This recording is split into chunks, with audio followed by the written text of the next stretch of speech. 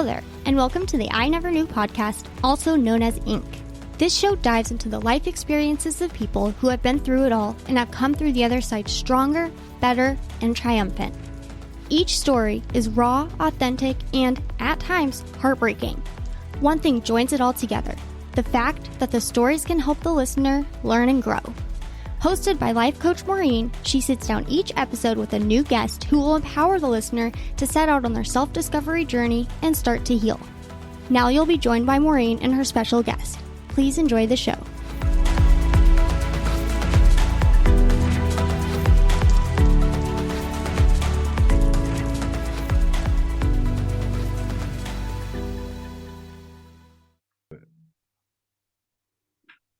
Hi, everyone, and welcome to the newest episode of I Never Knew Inc., but my dog did podcast. It is Wednesday. Happy Hump Day. As always, and I'm just going to be redundant, every single time I record, I have a fabulous guest today. His name is Steve Bacon, and I cannot wait to tell you about him. And we already were like jiving right off air, and like I feel like he's my new brother. So this is gonna be a really fun, high energy. And he was mad that it was so early in the morning, but I can see he needed this pump. So I'm like his coffee. I'm his coffee today. I'm going to the gym after this. So come on, give me my caffeine shot. All right, let's get that adrenaline going, baby. Let's go. All right. So Steve has spent the last 17 years sharing his learnings and helping busy and successful entrepreneurs, executives, and celebrities to create balance in their life and reach the next level of success, both professionally and personally. And we know they have to go hand in hand. Steve founded community-oriented coaching group Belief Theory in 2015. Belief Theory has used group coaching programs to coach state and local governments, nonprofits, and Fortune 500 sales teams. What? So because it is I Never Knew, I want you to know where his story starts. So at 18 years old, he felt very hopeless when he attempted suicide. And this is my favorite thing anyone has ever said about a low point. He said, "When I failed at that attempt, I realized I didn't want to die. I just didn't know how to live." And I think that is fabulous and a great way to say good morning, Steve Bacon. How are you? Good morning. Good morning. I typically introduce myself in all my videos and I go, "What up, family? It's your coach, Steve Bacon." That's what I'm talking about. Oh my gosh, I love it. It's like the wrestling thing. Are you ready to rumble? Exactly. Do you know that's where I got that from? Of course I knew that. Over 10 years ago, I was watching wrestling because I was a huge wrestling fan. And I said, how do they move these crowds like that? And everybody had like their own tagline. And I was like, I need a tagline. And then one day I got on Facebook like 10 years ago. And I was like, "What up, family? It's your boy, Steve Bacon." And I just kept doing it and kept doing it and kept doing it. And people are like, "That's annoying." But then after a while, they missed that's how people started introducing me. And every time they see me in the streets, they'd be like, "Yo, Steve." I'm talking about complete fucking strangers out of nowhere. So it's been 10 years and I'm still saying it. And that's how people know me now. I love it. I feel that sometimes the annoying things that I do just catch on and it becomes endearing. So, Absolutely. Hey, listeners, there's your first tip of the day. Go ahead and be annoying and it'll eventually, it'll catch on and people will just get used to it. And I love it. Stay weird, people. Stay weird. They'll get tired of trying to stop you before you get tired of trying, and then they'll just join in. That's right. That's right. SMHs. I love them SMHs. Just, I am who I am. So, all right. So since it's I Never Knew, let's start with where were you at your lowest point? Where was this sort of knee moment like, oh man, things have to change for me? Talk to me. It wasn't even after the suicide attempt. Wow. It was actually after I had got put on probation for 10 years and became a felon at like 19 years old. Oh my That was goodness. a year or so after the suicide attempt. And so I still didn't know, after the suicide attempt, I still didn't know what to do. Like I realized, okay, I don't want to die, but I still don't know what to do with all this trauma. So I just started doing what any sane, rational human being would do. I started drinking and drinking to get drunk, right? Yeah. And found myself in trouble. And then it was after that where I was like, fuck, man, I spent my whole life trying to avoid not becoming this because that's what most of my family is.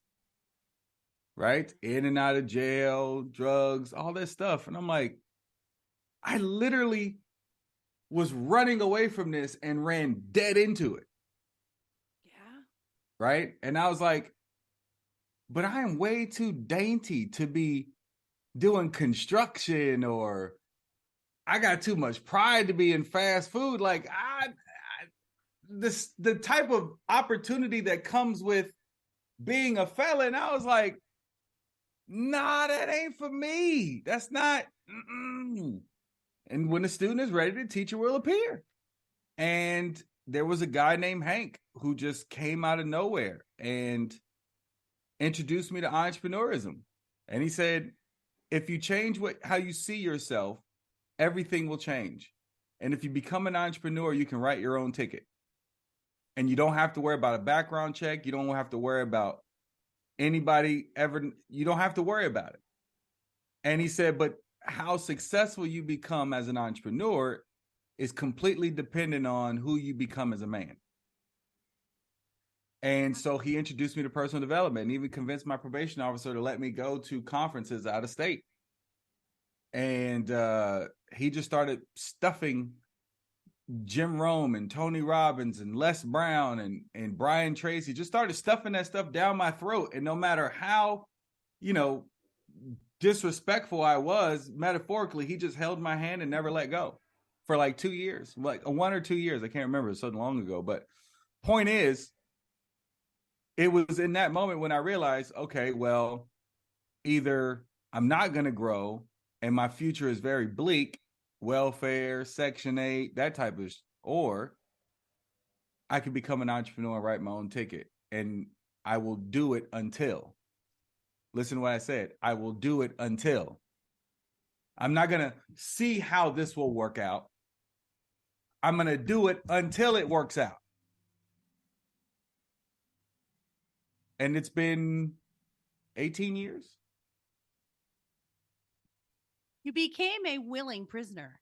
So, I mean, hear me out on that, because, you think about, your time served and then you get out and you're like, man, now I feel I'm a prisoner to my circumstance, right? I'm physically free, but I'm not mentally free. Yeah. And not then emotionally, not spiritually. Yeah. And then I was writing like crazy. When the student is ready, the teacher appears. And I love that, because that's the whole premise for me with my life coaching is build it and they will come. Yeah. And I just feel like we can't force anything. We can't force this progress, these ideas, this anything on anyone. Yeah. And I love that. So the alcohol, I relate to you. It's so funny. Every time I do these podcasts, everybody hears this, repetitively. Again, that annoying trait that I have is to repeat a lot of stuff. My husband says it all the time. He's like, we've heard that story. I'm like, get used to it. I do it too. I seriously, you know what? When I have Alzheimer's or dementia, no one's going to even know because I already do this. Damn it. So good.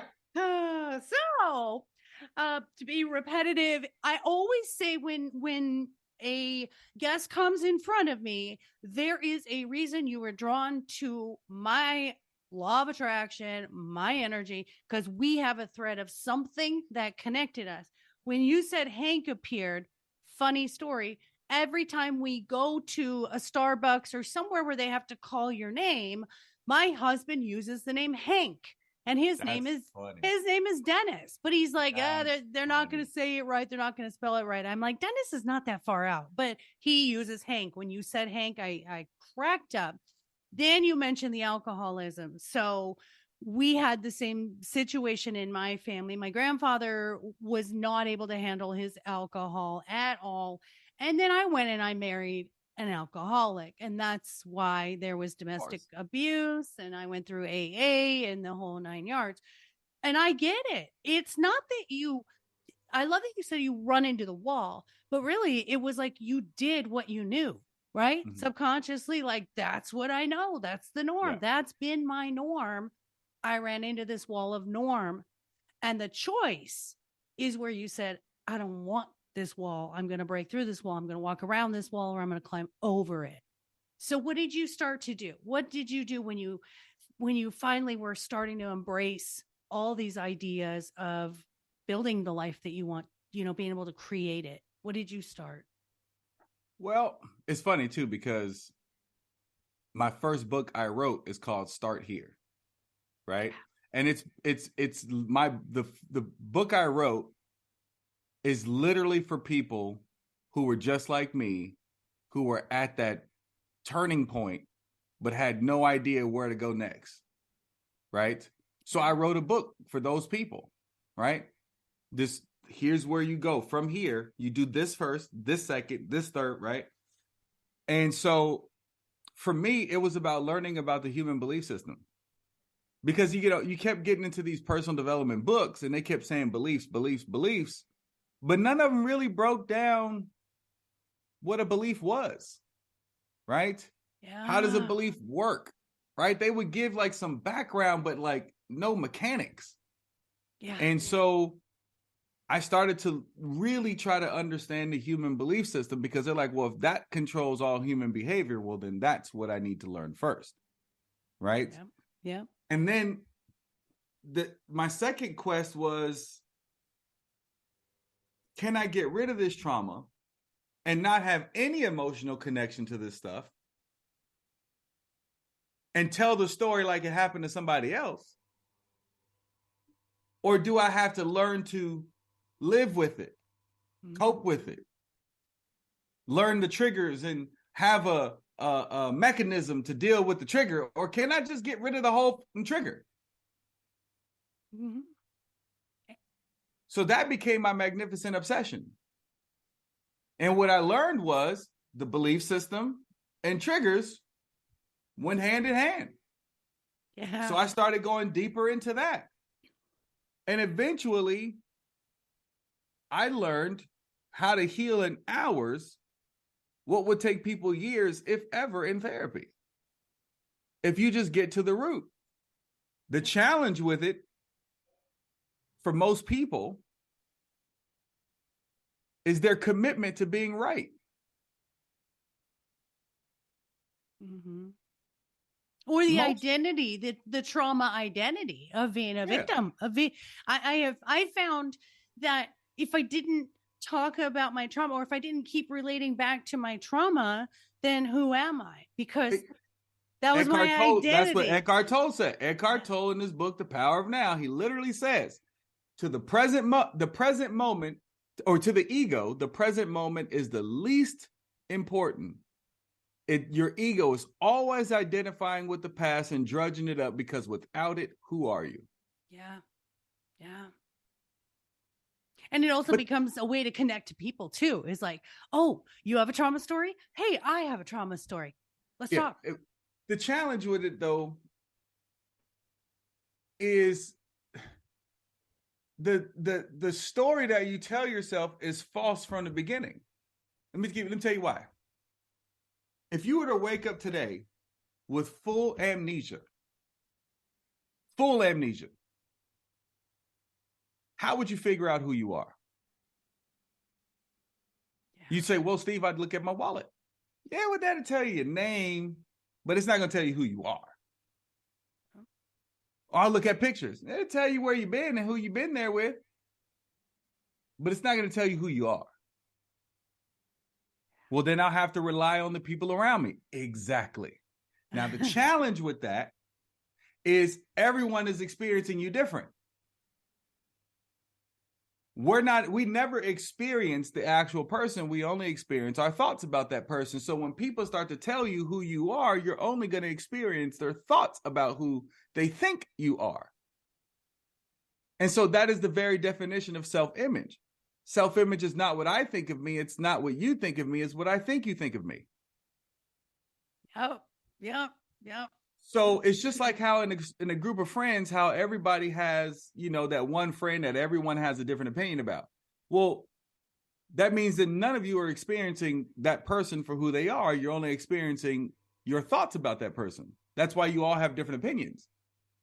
So if we're reliant as children on mama and daddy and how they treat us and what we think they think about us,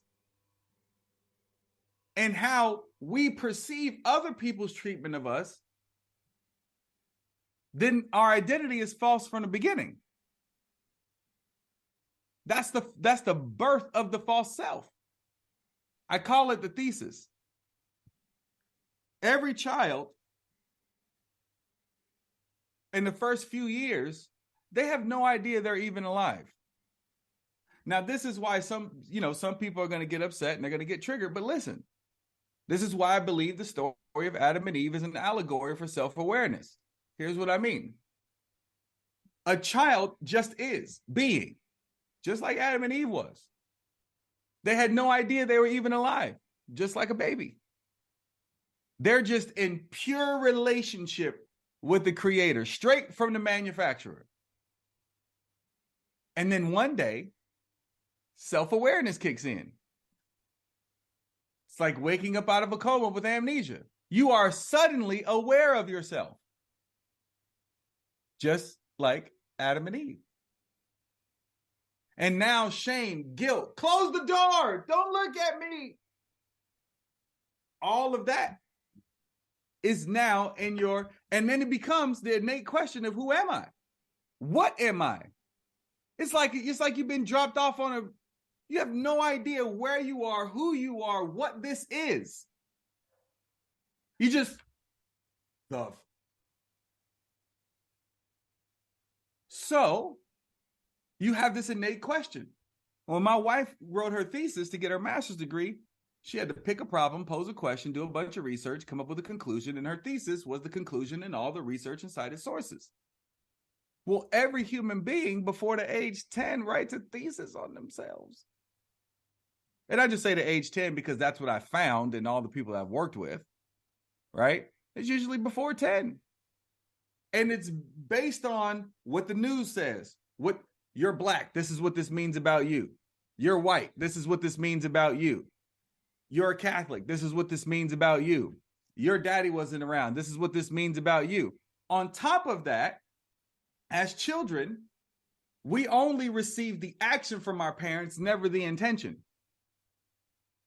So we judge how they treat us based on the action rather than the intention. So from that adds to the research. The news adds to the research. The church adds to the research. The school adds to the research. And after I get enough information, I write my thesis on myself. This is who I am. This is what I deserve. And that becomes the foundation for which people build their life on. It's a false fucking premise from the beginning because it was made by a child. I am in awe of what you said, and my brain is going a million miles a minute. You are so correct. And in any psychology book, you're going to see 0 to 6, right? They're going to say, oh, the most formidable years. Well, think about 0 to 6, like you just said. We have taken in all of this outside information, right? We don't know anything about anything. We've sucked it in, and we've learned about love. We've learned about lack of love. We've learned about attachment styles. We've learned about manipulation. We learned trauma. we learn how to get what we need in life, whether it's survival or whether it's, be nice, all of that, what you just said. And then you're right. We carry that forward and then we blame all that information for how our life is turning out until we discover we're naked and we have no clothes on and we need to put on a fig leaf, right? Right. Because what is the fig leaf? Metaphorically, it's our choice now to cover up. It's our choice to choose what kind of leaf we want to wear. And I think we take so long making the choice. At least I did. And I'm going to speak for myself. I took 45 years. I tell this story in my talk, in my baby book at 2 weeks old. My mother had written, she has a temper. She's very hard to satisfy. At 2 weeks old, I was labeled difficult and unlovable, essentially. Right. And I went on for 45 years from 2 weeks old, believing I was unlovable and attracted people who were able to mistreat me and, degrade me and abuse me. Yeah. So this theory, this thesis is fabulous. It's genius. And when and how do we, like you said, as life coaches, we give you steps. Everyone wants a roadmap and they want it like now. That's the thing. Yeah. The roadmap in life coaching, people come and they're like, okay, how do I hop on a plane and get somewhere in an hour? Well, no, that's not how this roadmap works. Yeah. So your steps and your ideas, tell me, what do they start with? Someone listening right now, damn, I relate to you, Steve. What's my first step? What do I do? How do I choose different? There's a couple of things, and none of them are easy. They're all simple, but none of them are easy. First, you have to be willing to accept full responsibility, and here's what that means. It's not about fault or blame, right? If I'm sitting here and then all of a sudden someone comes and turns off the lights and turns everything off and I'm sitting here in the dark, well, I got two choices. I could say, well, I could no longer do my work because I'm sitting here in the dark because someone turned the light off. Or I could recognize that I still have 2 arms and 2 legs and I can walk my happy ass over to the switch and turn the light back on regardless of who turned it off. Nice. Right? Yeah. So accepting responsibility is more about the response than it is what happened, right? It's you're sitting in the passenger seat of a car going 100 miles an hour and backwards and getting ready to crash and spin out of control. But you're like, well, I'm not the one that put it in reverse. So you're just going to fucking crash, dummy, right? Because I didn't do it. So, right? That's what children do. Yeah. Right? This is why Jesus said, become childlike, not childish. Big difference, right? And so that's number one, being willing to accept full responsibility. Number 2, you have to be willing to be wrong. Not wrong about what happened. When I was, I'm an open book. When I was a kid, I got molested. Somebody put their dingling in my mouth. I'm not wrong about that happening. I am wrong about what I made it mean about me. I am wrong about why I think it happened. That's all assumption. Yeah. I mean, I am wrong thinking that it had something to do with me and that it wasn't about that other person and whatever they were going through. I am wrong about that. So I have to be willing to be wrong. Number 3, I have to be willing to put that kid, that inner child, back on the witness stand. What pisses me off the most is watching people validate these inner childs. Oh, your mom didn't love you. Come here. Let me give you a hug. If you don't get your hands off of her, we're validating that child. You're encouraging trauma. Right. You have to validate the child's feelings. No, the hell you don't. Because if the same thing were to happen to your child or your nephew or your niece, would you walk up to them and give them the same conclusion that you came up with? Oh, let me tell you why your dad doesn't go to your baseball games. Because you ain't shit and he hates you. And he doesn't think you're worthy. I want you to go tell that to an 8-year-old. Go ahead. Walk up to an 8-year-old and tell it to him. Steve, I wouldn't do that. Why not? Because your adult mind innately knows that's not true. But you're just not willing to accept that for yourself because you're too committed to being right. Yeah. Yeah. It's like walking into a courtroom and the judge is 8, the jury is 8, the prosecution is 8, the eyewitness is 8, and there's no defense attorney and no prosecution. Imagine that being, now our court system is screwed up as it is, but imagine it was that. How fair would those trials be? So we have kids convicting themselves and their parents, lifetime convictions, and sometimes the death sentence. Yeah. Based on the eyewitness testimony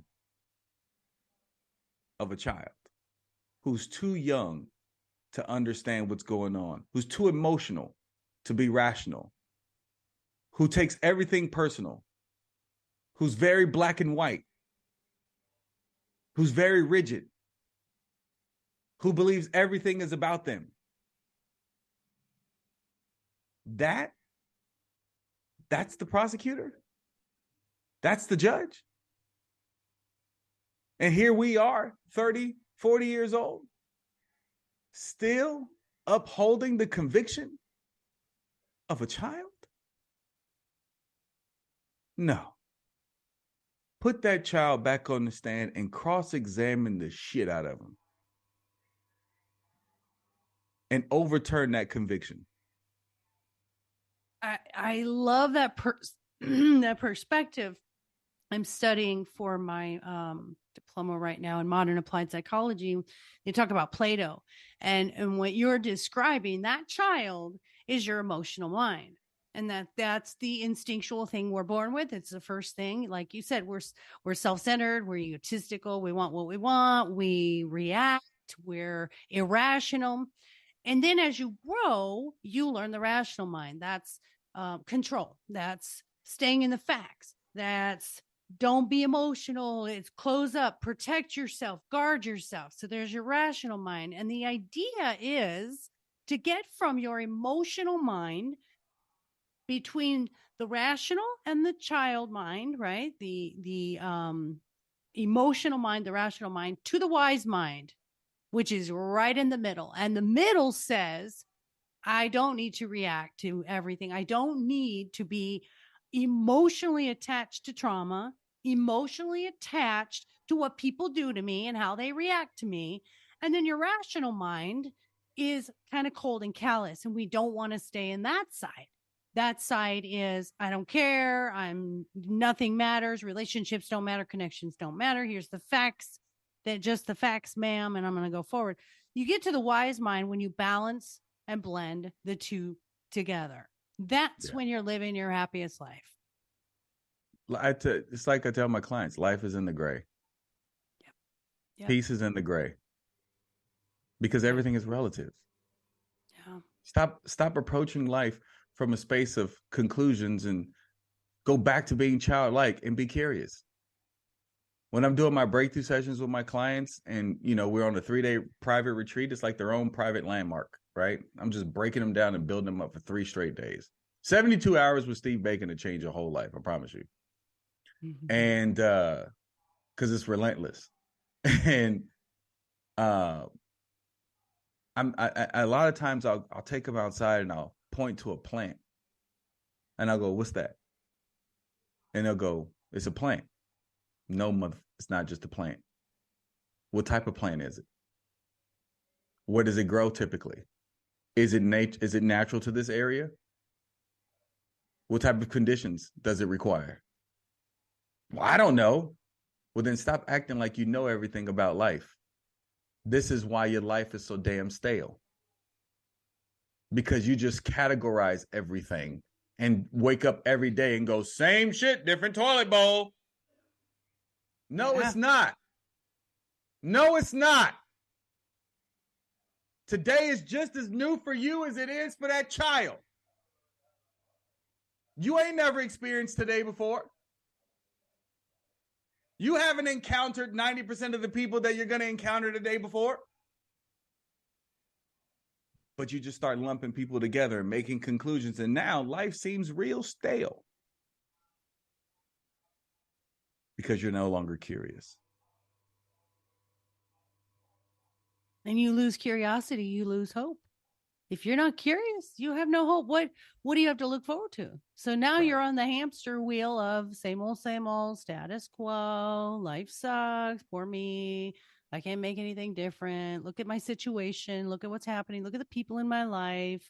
Yeah. Yeah. And I remember being there, and I know you remember being there, Steve. Mm-hmm. It's like those moments of just feeling like you had no control over your life. You thought, and I used to say that life happens to me. And I used to say, man, these are the cards I was dealt. Maybe next life I'll do better. Literally said that. And until I had this awareness, this self-awareness and enlightenment, it's like, what the hell? I went to a counselor one time and he said, Maureen, you talk like you're 80 years old. Because I did. Because I believed it. I believed someone planned my life for me. And this is what I get. And I got 30, 40 more years to deal with what everybody handed me. Mm-hmm. And that's not it. That's not it, guys. Listeners, that's not it. If you live in them. That's when people turn to suicide, though. Yep. Right? Yep. When I put that gun in my mouth and pulled the trigger, I was dead serious. No pun intended. Wait a minute. Cannot with you. No, you were almost dead serious. That was good.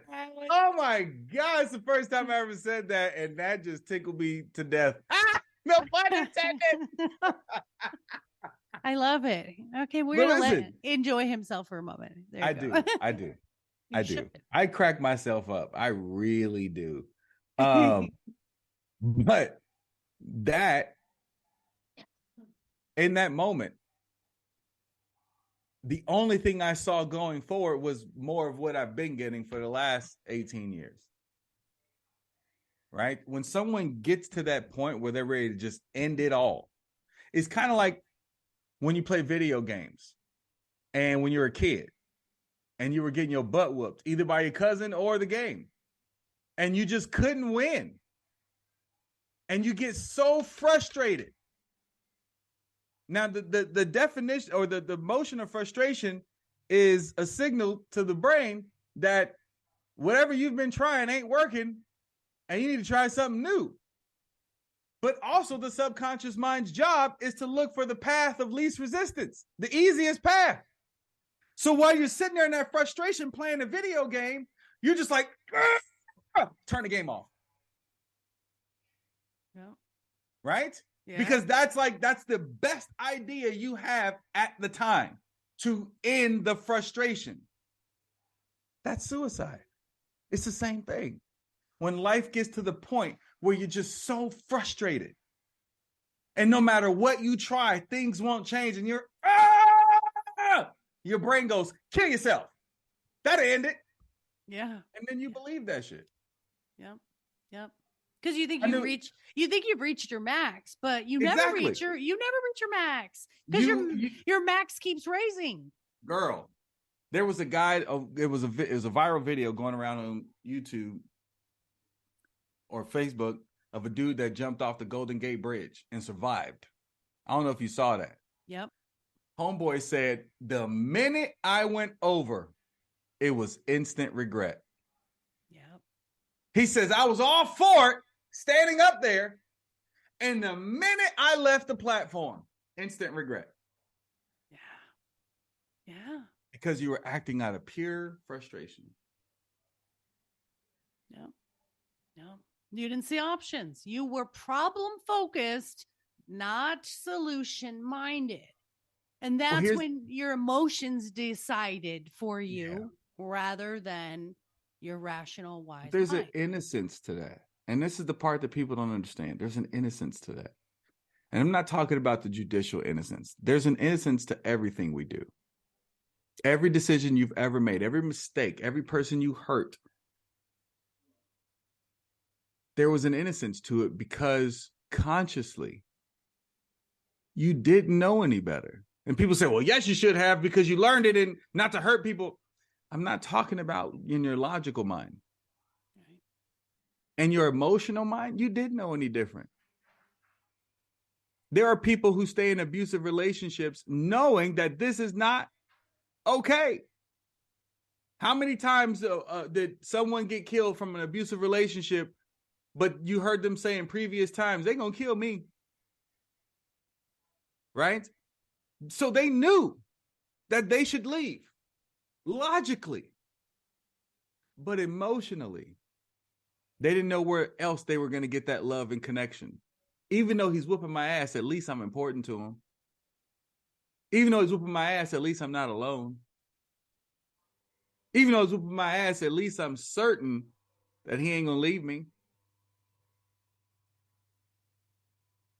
People don't realize that and people can take this out of context if they want to, but they're only going to do it because they got triggered because they know it's correct. Even the person being abused is getting something out of it, or they wouldn't stay. And I know someone could take that out of context. So I'm asking to do the right thing and play the whole thing and not just play that one little line I just said and make a sound bite. Yeah. Yeah. No. Play the whole thing so people can understand the context.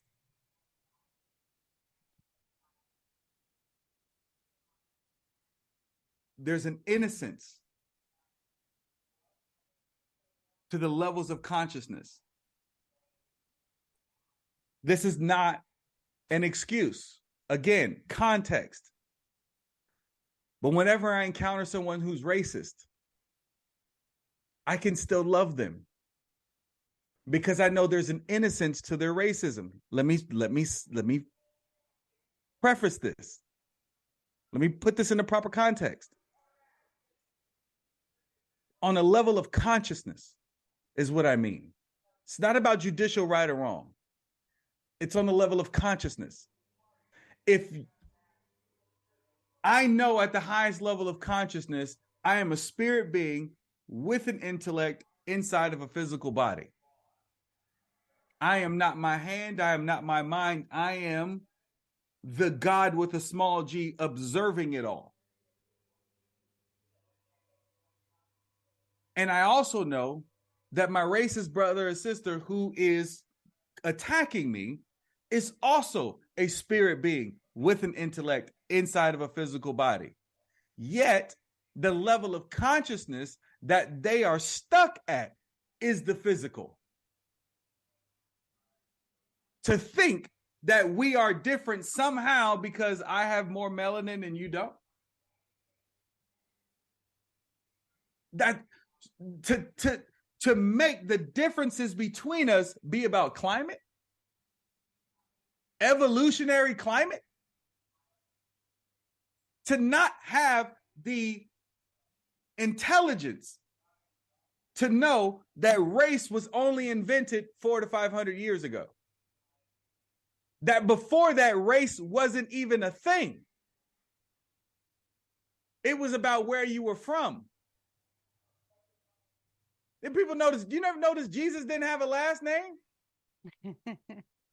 Right. Well, it was Christ. No, that is not his last name.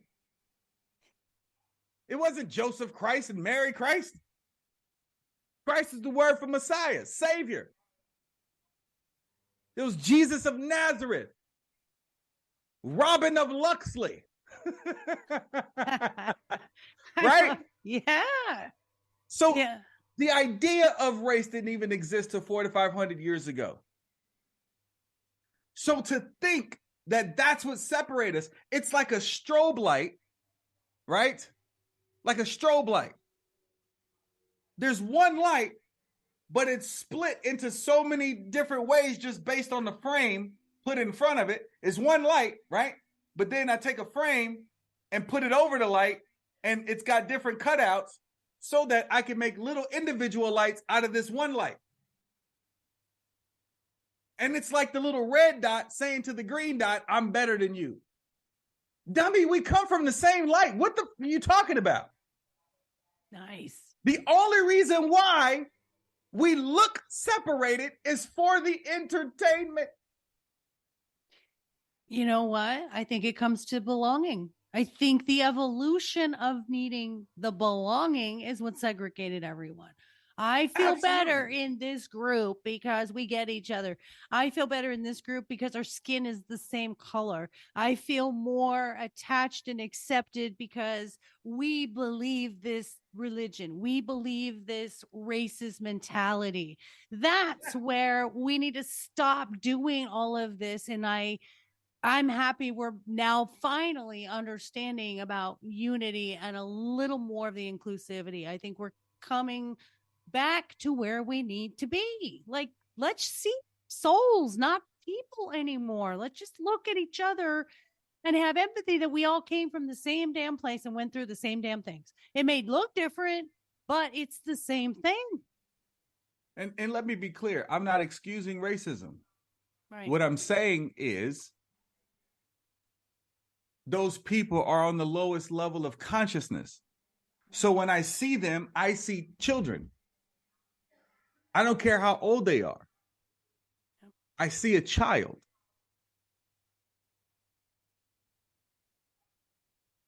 So I have a different relationship because I see a child. And shouldn't we have that perspective with anyone in our lives that's just difficult, just come from that place of they are projecting something from their, well, we'll call it the Freudian, the id, which is ego, superego, id. That's exactly it. You're going back to that emotional mind and the values and beliefs you learned as that child. Yeah, you weren't born racist. Yeah, you were taught to be racist. Yep. And I didn't mean to turn this whole conversation to the idea of race, but it goes back to the belief system and everything we've been talking about. You look at a child between the ages 0 and 6, they're not they don't know the difference. Yep. Until somebody tells them there's a difference. Yep. I have to tell you a cute story because we're gonna wrap this up a little bit. I have to tell you a cute story. So that just wasn't a belief in my house. Racism was not, and we were not raised with religion. So my parents we didn't practice anything. They decided we could decide for ourselves.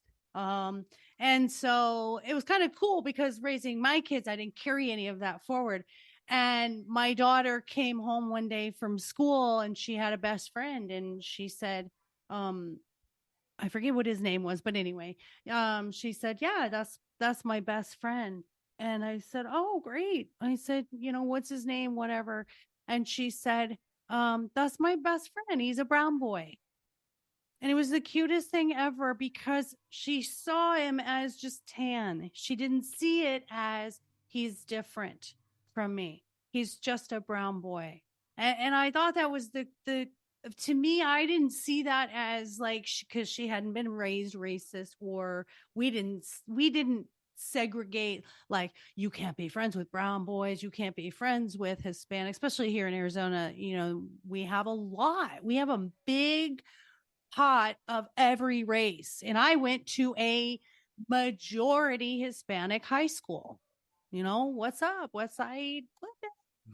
And I remember, I wanted to go to a different school that my friend was going to, and I had to be bused to this other school.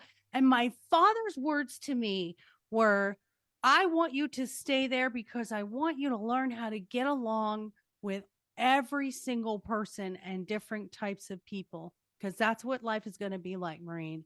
And I think that was the best gift my father ever gave me, because I have never seen color. I've never seen the outside of people as a way for me to say, that's going to be a good person, that's not going to be a good person. And so as we wrap this up, got 5 minutes to go here, I want to know, we have a funny question, fun question. I know you're going to have this one like locked down, but your first one is going to be, in one sentence, what would you tell your 18-year-old self? There's nothing wrong with you other than the fact that you believe something's wrong with you. Nice. I like that. There's nothing wrong with you except that you believe there's something wrong with you. Ain't that the truth? I love that. I think mine would be, don't waste so much time learning the lesson. You know, we repeat these things over and over. We do the same thing over and over till finally we're like, oh, duh. I guess that's what I was supposed to learn. Well, in my case, I'm a slow learner. I mean, I'm like, really, I probably needed some tutoring on learning these lessons faster, because I just kept repeating them until I got it. But I think that's being human. I think when you're ready, as you said, when the student is ready, the teacher will show up. When you're ready, you'll get it. Yeah. So I love your sentence. All right, here's the fun part. My new segment I'm doing on this to make it fun is take my money. Okay. And I want to know the thing that is the weirdest thing you've bought, the weirdest thing you've seen, or the thing that you will spend money on that you do not care that people judge you. Like, for instance, toilet paper in my house is a factor. My husband likes that cheap ass gas station toilet paper. Oh no! Scratch your booty hole. Right? Oh no! Like one ply, you might as well use your hand. No. Loves it. The devil is a lie. I know. Goes through like half a roll, for each time.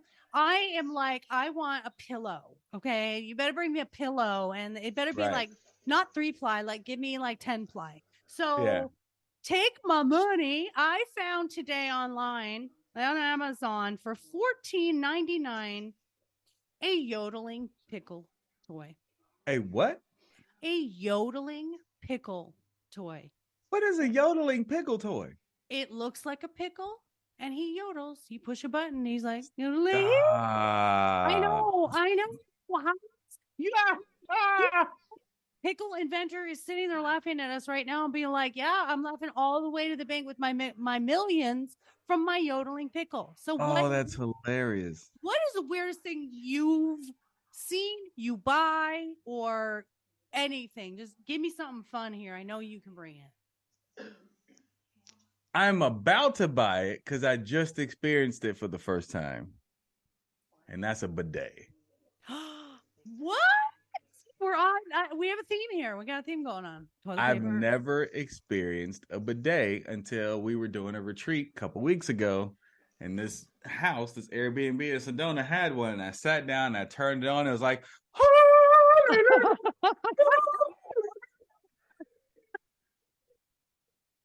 I never knew. It was like the heavens opened. It just parted ways. And I was just like, where has this been my entire life? My booty feels so clean. Oh my gosh. I just got the title for your episode. I never knew my booty could be so fresh.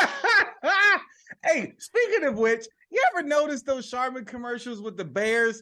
That entire commercial is about wiping your ass? It is, and they sing about it.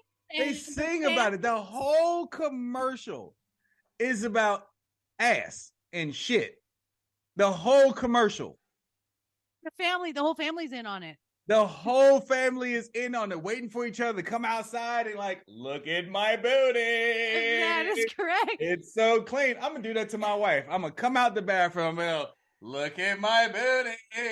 It's so clean.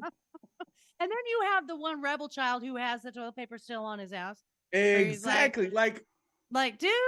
Does anybody else get this whole commercial is about it? Or how about the pharmaceutical commercials who have longer lists of the shit that will go wrong with you if you take it versus the one thing it's supposed to fix?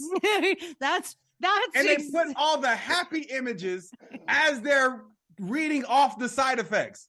So they got a mother pushing her child in the park and walking her dog while it's saying, this will cause anal bleeding. And this will also cause a proper heart attack. You will also develop shrinkage. One boob will become more lopsided than the other. One leg will become shorter. Your eye will fall out. Ask your doctor about what.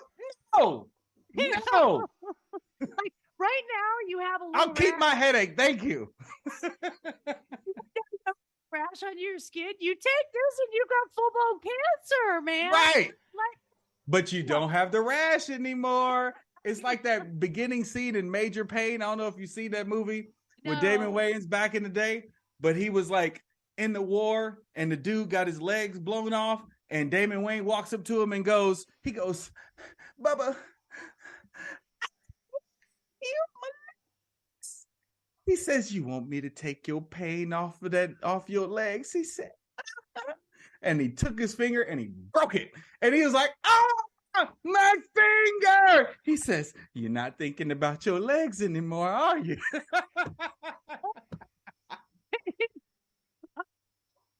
Feel horrible because you just reminded me when my kids would fall, I would do that. I would I'd kind of not hard, but I didn't abuse my kids. Let's do a disclaimer here. But I would say, oh, your hand don't hurt anymore, huh? Or I'd say, do you want me to step on your toe? I used to do that, and that was actually in the movie. That cracks me up.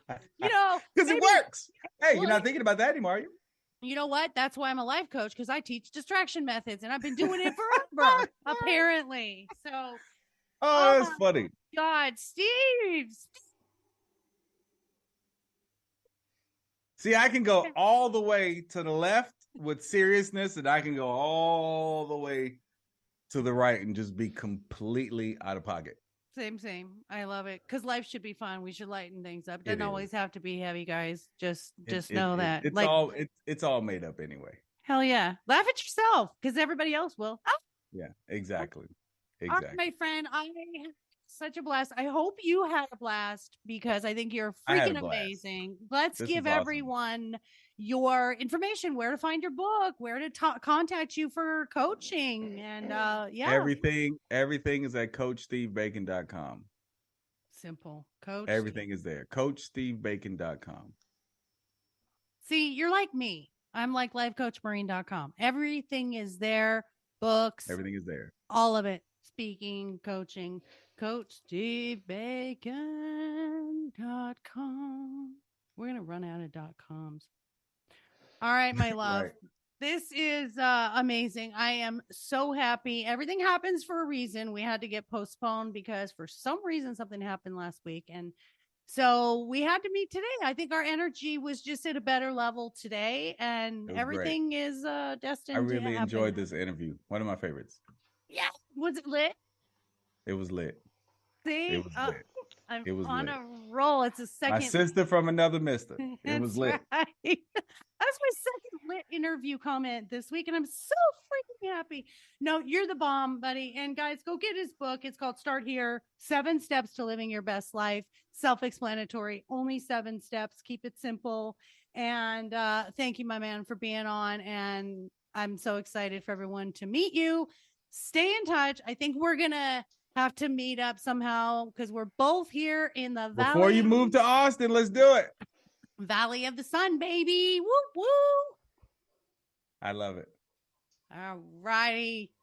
And listeners, don't forget to go to our doggy boutique at mydoggiseverything.net. Get some healthy, holistic treats for your friends. And my books also are available. My dog is more enlightened than I am. My dog is my relationship coach, where you will learn how to date and love yourself. And so you can get the right partner, the one that you deserve. So have a fabulous Wednesday, everyone. We will talk to you on the flip side next week.